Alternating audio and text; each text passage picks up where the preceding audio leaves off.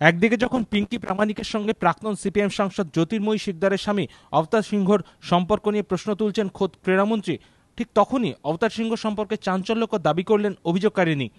পিঙ্কির বিরুদ্ধে ধর্ষণের অভিযোগ আনা মহিলার দাবি, এই লড়াইয়ের জন্য তাকে ইন্ধন জুগিয়েছিলেন অবতার সিংহ। আবতার সিংহ আমাকে বললো তুমি যাও, আমি তোমাকে সাপোর্ট করবো, সেই রেকর্ডিং আমার কাছে রয়েছে। আর জ্যোতির্ময় শিকদার বলছে আমার হাজব্যান্ডের সাথে কোনো কথাবার্তা নেই, কিন্তু আমার সাথে যে কথাবার্তা হয়েছে, আমাকে যে সাপোর্ট করেছে, তুমি এখানে যাও তুমি সেখানে যাও, সেই সাপোর্টিং আমার কাছে আছে। মহিলার দাবি, বিবাদের কেন্দ্র রাজডাঙ্গা শান্তিপল্লীর এই জমি। তার দাবি, পিঙ্কি এই জমির পাওয়ার অফ অ্যাটর্নি দিয়েছিলেন জ্যোতির্ময়ী শিকদারের ব্যক্তিগত সচিব পীযূষ মণ্ডলের নামে। 30 লাখ টাকা নিয়ে গন্ডগোল হলো, পিঙ্কি টাকাটা বাড়ালো, তখন ওটা ক্যান্সেল হলো, আবার নতুন করে হলো।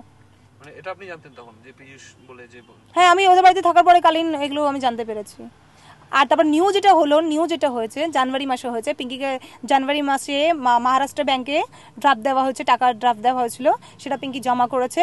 আবার সেই টাকা দিয়ে পিঙ্কি এপ্রিল মাসে একটা বাইক গাড়ি কিনেছে বুলেরো 7 লাখ টাকা দিয়ে। অভিযোগকারিনীর দাবি, পিঙ্কির বিরুদ্ধে করা অভিযোগ ক্রমেই হাই প্রোফাইল মামলায় পরিণত হওয়ায় এখন মামলা প্রত্যাহারের জন্য চাপ দিচ্ছেন অবতার সিংহ।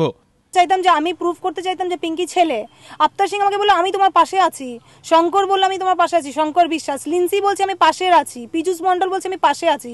আর যখন আমি করে ফেলেছি আমাকে টাকা দেবে মুখ চাপ করছিল, তারপর 4 জনা মিলে টাকা নিয়ে নাও তুমি। রেকর্ডিং রয়েছে আমার কাছে, আমি থানাকেও সাবমিট করেছি, কোর্টেও সাবমিট করব।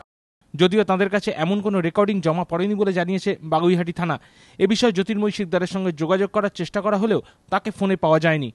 এবিপি আনন্দ।